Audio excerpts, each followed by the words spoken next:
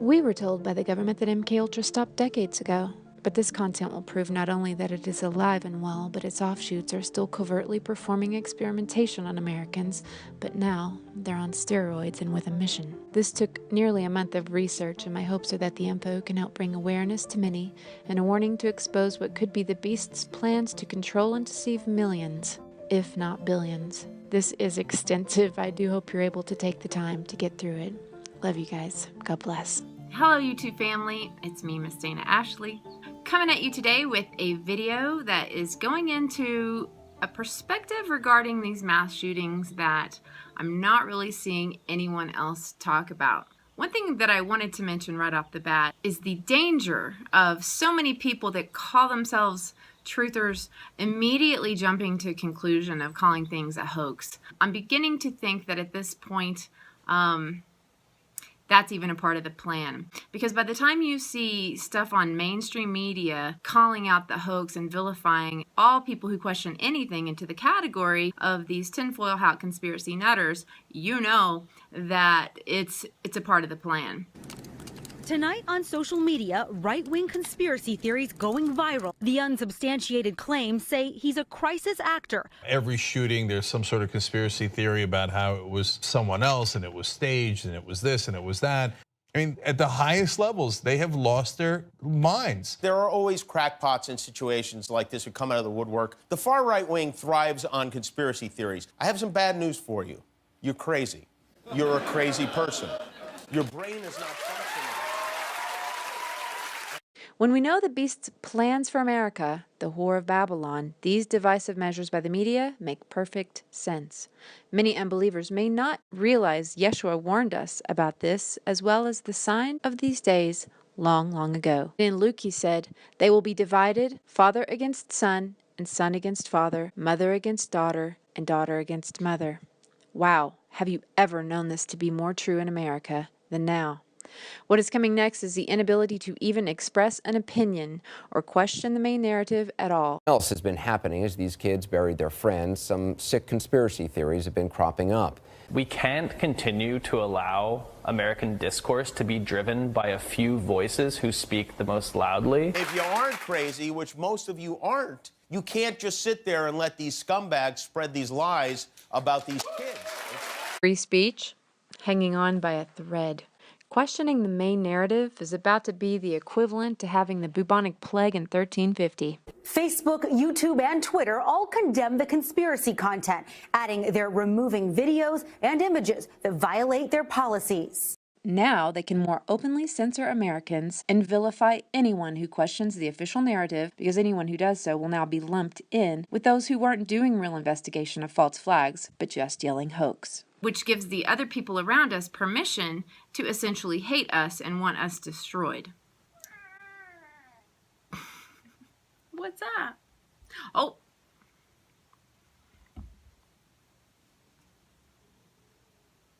This is Rashko. He's beautiful. Ow! You gotta get down, dude. All right, so please, let's not jump into any conclusions about something being a hoax. I personally came across a lot of people calling the Vegas shootings a hoax. And just to differentiate, you understand a hoax means it didn't happen. There's no blood. And then a false flag means it happened, but a different person actually did it than what the mainstream narrative is saying. I know someone who was shot in the face in Vegas, and then I proceeded to look at video after video popping up in my suggested feeds of people calling it a hoax, and I think, you know, this is a problem, and it's there for a reason, and it is more of the divide and conquer than it is pertaining to truth at all. Now, in the case of Nick Cruz, he actually admitted to carrying out the shootings. So for now, we won't go into other conflicting information about who did it. I unlocked my door, and the kids just started pouring in my room. I was pulling them and shouting at them to get in the room, and then I suddenly saw the shooter about 20 feet from me, standing at the end of the hallway, actively shooting down the hallway, just a barrage of bullets. And I'm staring at him thinking, why is the police here? This is strange, because he's in full metal garb, helmet, face mask, bulletproof armor, shooting this rifle that I've never seen before. Everybody started running to the other exits, but that's when the other shooter started coming up. That's when the other shooter started coming up? Interesting. And then I thank God to this teacher who opened up her door and let all of us in. I assume that it's a code red drill because they told us earlier in the day that we're going to be having a code red drill. I assumed it was blanks. In the moment I wasn't, because there was obviously definitely another shooter involved. Well, you think he was not the only one? No, definitely not. Because when shots were fired, I saw him after the fact. And the shots were coming from the other part of the building. So there definitely had to be two shooters involved, I believe. Since Nick Cruz did admit to carrying out the shootings, we will assume that he at least partook in them to some degree. What he said in the initial reports of the investigators who spoke with him was completely glossed over after the first day, which, by the way, this is very common. I was in the South whenever Timothy McVeigh, if you will recall, the Oklahoma City bombing that happened with the truck bomb in front of the Murrow building as a federal building in Oklahoma City. And you remember Timothy McVeigh was blamed for driving that truck up and for being responsible for that. But if you would have lived in Oklahoma City that day and you would have watched the local newscasts, they all reported that, in fact, there was another bomb in that building that did not detonate. Police and emergency crews are talking about moving us back because of the danger of a possibility of another explosion. I think he said another bomb. Another bomb, move back. Oh my God, another bomb. They will use that trailer. You see the bucket on the back there, sort of, this is how they would transport the explosive device away from this populated area to try to do something with it. A second bomb was found on the east side of that building. A bomb squad is on the scene. That second bomb has not exploded. We don't know quite the status yet, if they've managed to defuse it. There have been reports of two explosive devices, unexploded explosive devices. Two different explosive devices were found. First bomb that was in the federal building did go off. It did the damage that you see right there. The second explosive was found and defused. The local media were doing a good job the first day. Local law enforcement also, I believe, was doing a good job. But once the feds came in, things started changing. Well, initially that morning, all the media that was downtown there were reporting the truth. They reported the truth about the unexploded bombs, undetonated bombs being removed from the building. By afternoon, things began to ease a little bit. You could sense a difference, and by the next day. A massive car bomb exploded outside of a large federal building in downtown Oklahoma City, shattering that building, killing children, killing federal employees, military men, and civilians. Authorities now believe the truck that bore the bomb was parked in a space alongside the federal building. The FBI said today it was a huge explosion and that the explosive used was most likely a simple combination of fertilizer and fuel oil. If you look at the initial reports, sometimes you'll see other eyewitnesses come forward with information, or you'll get bits of information about what really happened that they will not carry on with in the narrative later on. So let's go into what happened at the beginning. There were several investigators right after apprehending him that came out and said that Nick told them that he heard voices in his head telling him exactly how to carry this out. Sources tell ABC News the 19-year-old gunman told investigators he heard voices in his head directing him to conduct the attack. The timing of the shooting was very interesting in that I had just released a different video that had an ex-military scientist talking about this very same voice-to-skull technology. So the military can now put voices into people's heads. You can make people do things, and that's very easy. I could do it. I could do it to you in less than 3 days. So such as assassins? I could turn you into an assassin in less than 3 days. So this led me to dig deeper. I first wanted to confirm, without a doubt, was this voice-to-skull technology real? And if so, how did it work? I soon learned that if the average American took the time to look at documents via the Freedom of Information Act in the Library of Congress and Patent Office, they would be horrified at what is openly and admittedly being tested, tried, and written about in their very own country and on their very own fellow Americans. Dr. Joseph Sharp and Alan Fry experimented with microwaves seeking to transmit spoken words directly into the audio cortex.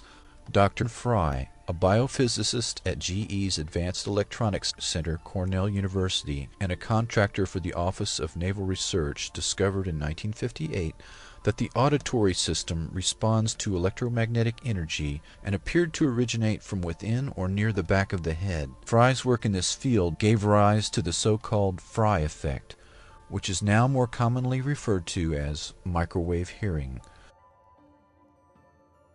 In ordinary sound perception, sound that goes into the ear canal gets amplified by the small bones in the middle ear and then gets to the inner ear where the cochlea resides, and in the cochlea is converted to electrical impulse.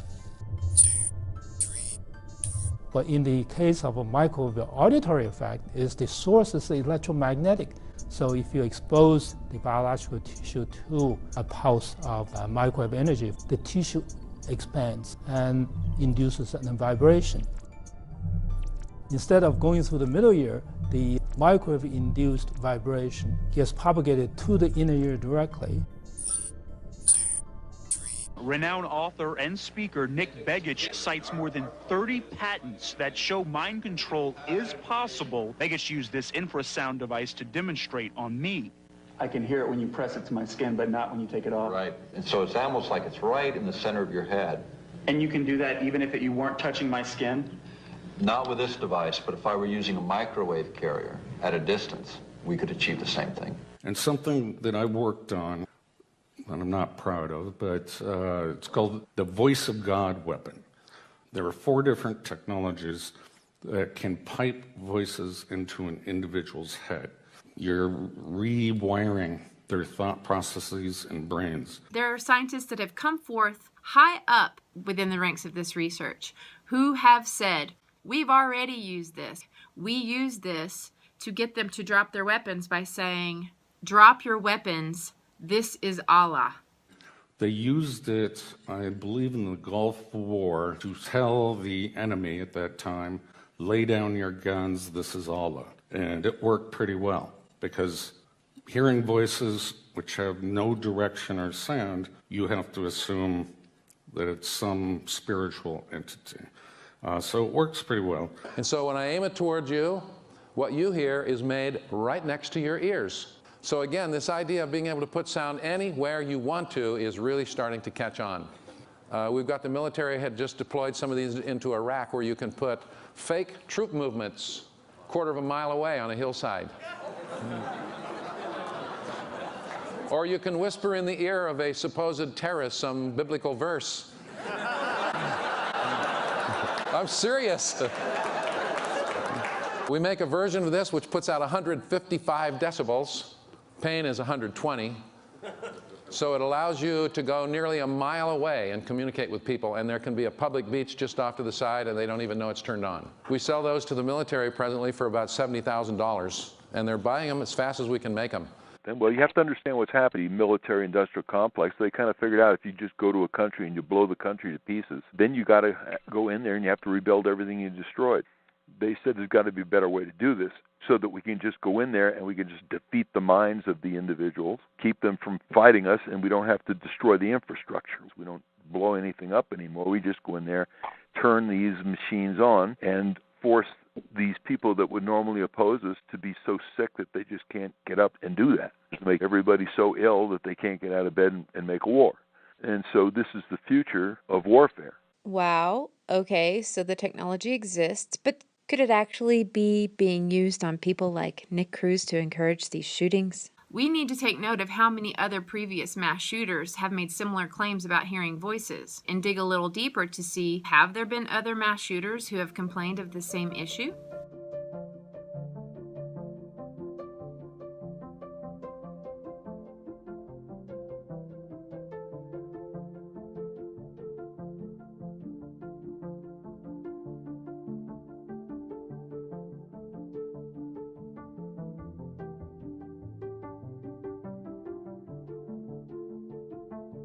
The answer is a resounding yes. Now coincide this with the fact that most of you probably know Richie from Boston. His channel was taken down recently for a bit, and it had to do with his video regarding what?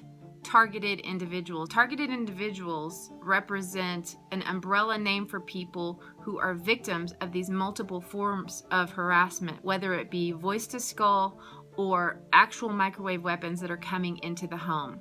YouTuber Richie from Boston also had previously come out and shared that he had been attacked with these microwave weapons. I never talk about it because I never wanted to give the people the satisfaction to know that their techniques or whatever they were doing were working. But what was happening to me is in the middle of the night at the exact same time, every time I would wake up and my entire body would be vibrating, like there was electricity going through it. My heart would be racing. And certain other times, my skin would become hot to the touch, like somebody was holding a magnifying glass on it under the sun. That's electronic harassment. That is telling you to shut up. Now, if any of you think that these microwave weapons are just fantasy, you should see what the Army just put up not too long ago regarding these very weapons. Marines and several other DoD representatives had quite the heated demonstration at Quantico, Virginia from the Joint Non-Lethal Weapons Directorate. This is a military area. Move away from the perimeter. I say again, this is a military area. Move away from the perimeter. Their new active denial system boasts a reach far beyond any other non-lethal system, about 7 football fields to give it some perspective. As you can see here, a demonstration of its effects. You have grown men told to be aggressive and move forward while holding large weapon-like objects, throw them down and run away like little kids. This active denial system is proof of one form of silent, invisible microwave weapon technology. It is fully operational and already in use today. It can be targeted to an individual person or blanketing an entire area. They're bragging about it. They're bragging about it for crowd control, dispersion, but what is stopping them from using it covertly on Americans right now? Apparently nothing. While the technology to cast voices into people's heads has been around since the 50s, the ability to cast voices into a particular person's head anywhere, anytime in the world is a newer technology. Electronic surveillance weapon specialist Roger Tulsis explains how. What they do is they go and get your garbage in front of your house and get your DNA. And then once they've got your DNA sequence, they can then go to a supercomputer and they can biocode directed energy attacks that will only go and bioresonate with your body. So that 3 people can be standing right next to you and nobody's going to feel the harassment except you because these signals are biocoded to your body's tuning only. Now imagine if you had these types of weapons assaulting you in your own home, preventing sleep, causing extreme pain, and unwanted negative emotions. Okay, I want to show you, family. Look. High radiation detected. See, it keeps going in and out as I move it. On this wall right here by my bed. This is my bed. This is my bed, and this is where I receive the most of my attacks. It says, high radiation detected. As I move away, it's picking up levels in here. The phone is pointing outside the window. Nothing, no reading from outside. And when you go up against this wall, boom, very high levels of radiation. Now accompany that by public gain stalking, as well as actual voices telling you awful things in your own head. Sadly, this is not a fictitious Hollywood movie plot. This is happening to some say tens or even hundreds of thousands of Americans right now. Surprisingly, ex-President Obama established holding an annual open committee of bioethics. Here's what one doctor who spoke there had to say about the reality of the situation. MK-Ultra radiation experiments mostly were done without informed consent. They were funded by the DoD and intelligence agencies. In the community, we are seeing an alarming rate of complaints of use of electromagnetic weapons, microwave auditory effects, silent sound spectrum, EEG cloning, which has taken the lab out of the laboratory and into the home. Most of these, from the research that we reviewed, can be done remotely. It seems to be more weapons research than medical research. I personally corresponded with upwards of 1,500 victims, all complaining of identical complaints from every state in the nation of being exposed to electromagnetic radiation for the use of cognitive control or behavior control. Thank you. When it comes to thinking of Nick Cruz, I mean, if he actually heard these voices in his head telling him how to do it, you know, I would think, well, gosh, just because I heard something in my head, it doesn't mean I would go through with it. But you have to understand the deep levels of torture that many of these victims are having. It's hard to know what these people hear because no one else can hear it. No one can record this. So to find out the kind of things that were said to them, I did find this man named Tivon Rivers. He's a cryptologic technician. He had high security clearance in the military before he became a victim of this harassment program. He since has been very outspoken about their methodology. Since he moved to a remote location in another country to deter their attacks, he specifically suffered with the voice to skull. Here's what he had to say about the kinds of things that they would say into his head. It's the shock and awe of this weapons platform. When you're hit with it, you're trying to figure out what the heck is going on with me. And there you are. You're tracked 24/7. Now that we've defined what V2K is, can you describe your experience with it? These signals, when it hits the skull, the apparition are voices. So someone's on the other end speaking a string of sentences that only you, the target, can hear. What kinds of things do they say? For lack of a better word, quite frankly, demonic. And I think, by the way, these scripts vary. They vary from person to person. I believe these scripts are to destroy the person on all levels so that they have a mental breakdown. So for me, the intelligence would be the following sentences. You're a spy. You are a traitor. Someone needs to kill you and take you out. Or sometimes they'll say in the third person, someone needs to take this person out. I think a lot of people who are experiencing V2K, by the way, are threatened regularly with their lives about each day they're going to be dead. Yeah. Or they're going to die in their sleep. I found dozens and dozens of YouTubers who have been suddenly diagnosed with schizophrenia, but whose forms of symptoms perfectly match the torture programs of psychotronic weaponry that targeted individuals describe. They detail the voice to skull, with the voices often telling them that they should fear for their lives or hurt others. They describe having their thoughts read through these EEG weapons. As well, they describe the painful effects of microwave weaponry to their bodies. There is no telling how many are walking around with a false diagnosis of schizophrenia, but who are actually targeted. In some cases, the controllers seem to want them to stay on their meds. Could this be medical research as well? Some estimate each target generates millions of dollars of research money. I'm scared. My voices keep telling me that everyone's gonna kill me. They keep saying how my mom's gonna kill me. They just keep saying how everyone is gonna kill me. Everyone's gonna kill me. Everyone's gonna kill me. I don't feel safe.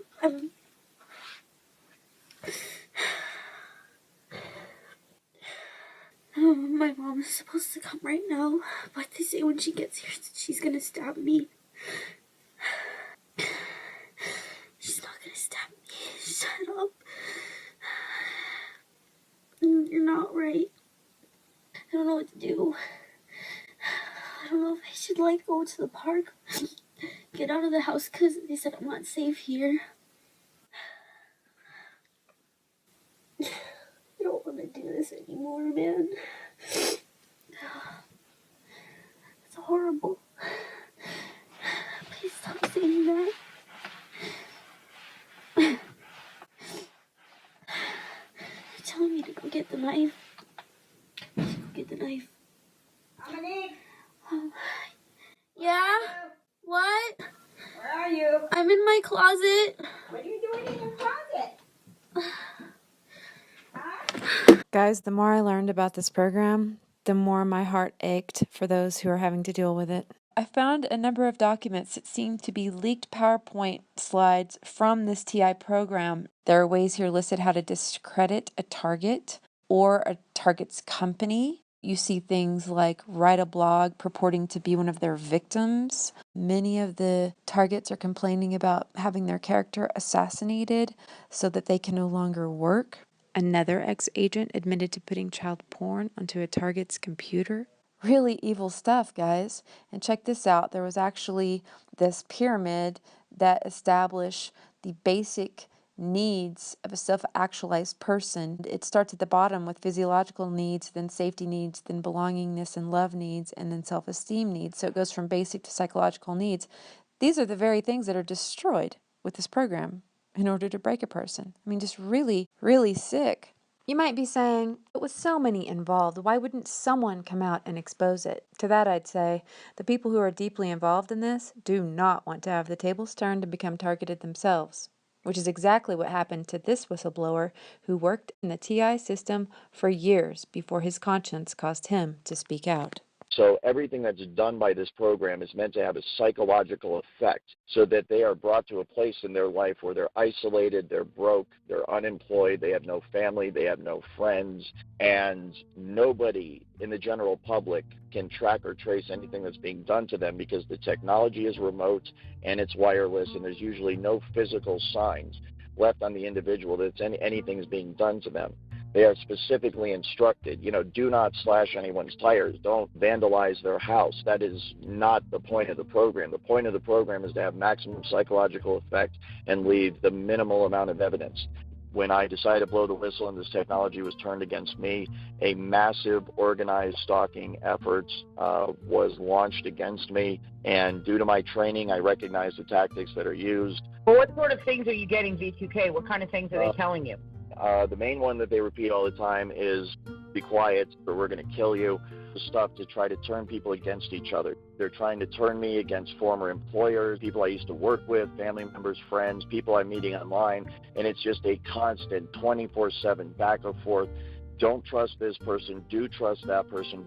Don't you dare try to work again or we're going to kill you. Don't you dare try to contact this person or we're going to kill you. And so you can start to see how psychologically this is going to have an effect on someone very, very quickly. This is Aaron Alexis, armed with a sawed-off shotgun. Now that you know the details of this program and what these targeted individuals go through, I'd like to take a little deeper look at these shooters. And today, the first official explanation of why. Was a mentally unstable individual. This shotgun is the primary murder weapon. On it, he etched a number of carvings, which I believe forced the media to have to cover his claims of being targeted. Including "End to the Torment," "Better Off This Way." And he also wrote my ELF weapon, ELF standing for extremely low frequencies. These are the types of frequencies that are being sadistically used against targeted individuals. Alexis had been hearing voices and believed he was being bombarded by microwaves.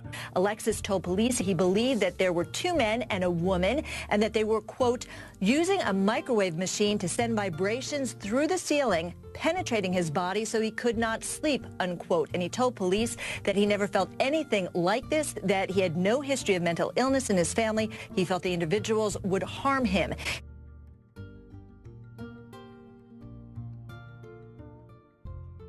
The attack came without warning. As seen on this airport surveillance video, coming into view from the left, 26-year-old Esteban Santiago pulls out his pistol and opens fire. He killed 5 people. Now the question is why Santiago even had a gun, which had been taken away last November when he showed up at the FBI office in Alaska to claim he was hearing voices and was hospitalized for a mental examination. The gun was taken away from him, but is given back after he was cleared. Attorney Myron May's case was one that was particularly heartbreaking to me, as everyone who knew him personally confirmed his compassion, kindness, and sensitivity. You sweet young man. Not only did he send out 10 certified mail packages to major media outlets like Associated Press detailing the TI program and his affidavit of being tortured, he also released a 3-part YouTube video series stating similar info and telling his family members and friends goodbye. And the biggest reason why I'm doing this is that, for me, I'm already here. I'm already a targeted individual. I've already been subjected to torture. But if this program can stop, then maybe, just maybe, other people won't have to be tortured psychologically and physically and financially and emotionally. Maybe. Although brandishing a gun and shooting it a few times, he didn't actually kill anyone in the event at his alma mater's library, FSU, before being shot himself about 30 times. But his case brought up a detail that I wonder if every TI who acts out these shootings hears as well from these voices that taunt them. He was told by his voices if he would act out this shooting as per their demands, he would effectively be removed from the torturous program. Here's the Facebook post of his on a targeted individual page asking if anyone else had been promised freedom with the killing. Certainly, this is not to say that every single mass shooter or murderer is a TI victim, nor that every violent person who says they have heard voices are TIs. This life is a spiritual war, and demonic possession is also real, striving to destroy lives in every way. The glorification of violence in our media and through desensitizing and graphic first shooter video games played by anyone, much less young kids, certainly has not helped matters. That said, the high percentage of mass shooters that seem to potentially be victims of this mind control experiment is reason enough to dig deeper and demand that our leaders look into this voice of God weaponry and targeted individual military experiment much more seriously. When you dig into this, it's Pandora's box. There is just incident after incident of people being described as previously normal, with sudden onset voices in their heads, which is not, by the way, how schizophrenia works.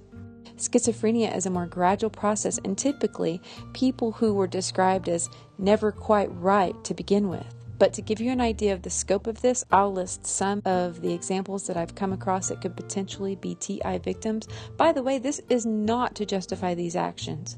What they did was wrong. But if they were targeted and therefore tortured, then the people who did that to them were, in my opinion, just as guilty as those who carried out these atrocities. The victims and their families of these people have more of a reason than anyone to look to get to the bottom of this evil TI program. Here are some of them that I found. Prior to the shooting killing 12 in New York, Jiverly Wong sent a letter to 10 Now Local News, and the letter stated in broken English that the police had been terrorizing him for approximately 18 consecutive years as they followed him from California to New York. The methods of torture he described in the letter were casebook TI, 24-hour surveillance, character assassination, breaking and entering into his home, and deep sickness from microwave weapons and V2K that included putting constant music into his head. Gavin Long released YouTube videos where he openly discussed being a targeted individual. He killed 3 police officers he apparently thought to be involved with his harassment. Tamerlan Tsarnaev is one of the brothers suspected of the Boston bombing, had also heard voices in his head before committing the attack. In fact, he used the term majestic mind control to describe the phenomena, according to a background story published by the Boston Globe. Tamerlan also told friends that the voices were ordering him to do things. As he got older, the voice became more authoritative and its bidding more insistent.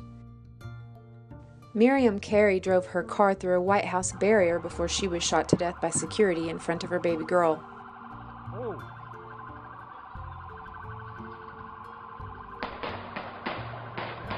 Miriam Lee openly stated several times in her case it was Obama's voice in her head making demands of her, thus her trip to the White House. Considering it now only takes a small sample of someone's voice to create a sample audio track able to say anything, this is certainly feasible with the same voice-to-skull technology. Sister of Scott Olstrom said, "My brother is not this monster. He's not cold-blooded. He hears these voices. Honestly, in my heart, I believe there's only so much a person can take." Truth be told, we will never know how many shooters have been driven to kill with this program.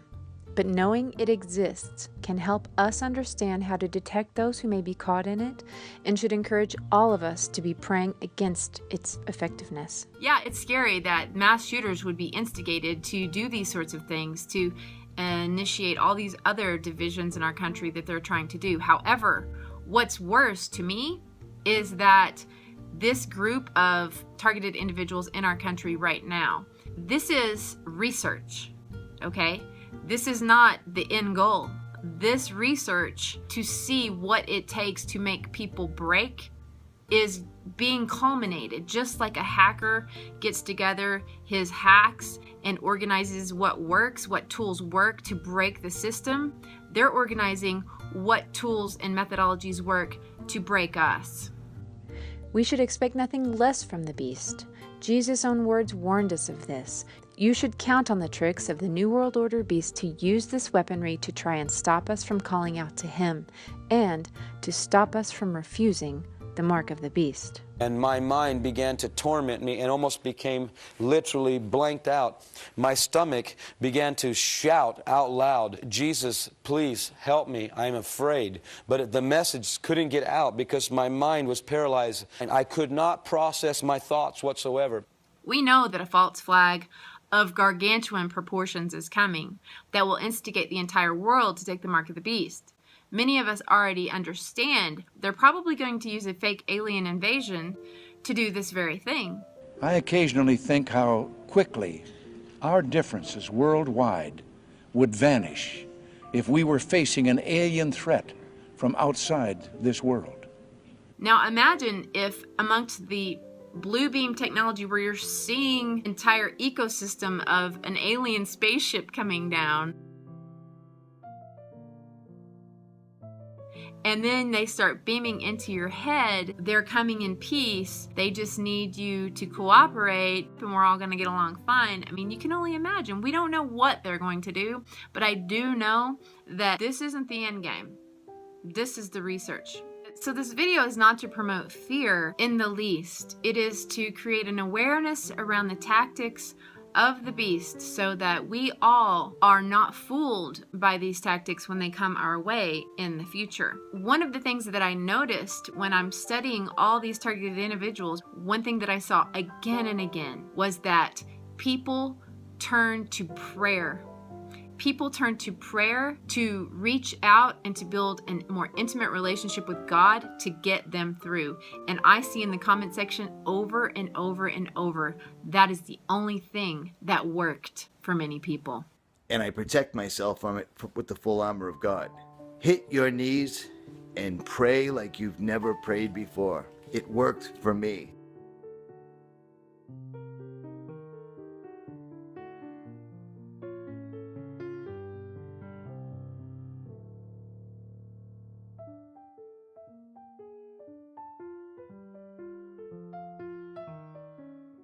I hope that this information helped create awareness around this dynamic so that you can pray for those who are being targets. Put a hedge of protection around the people who are suffering from this. No weapon used against us shall prosper, so that none of these techniques will have any effect on those of us who are walking with Him.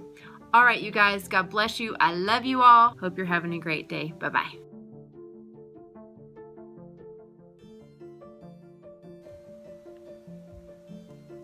Yo, dude.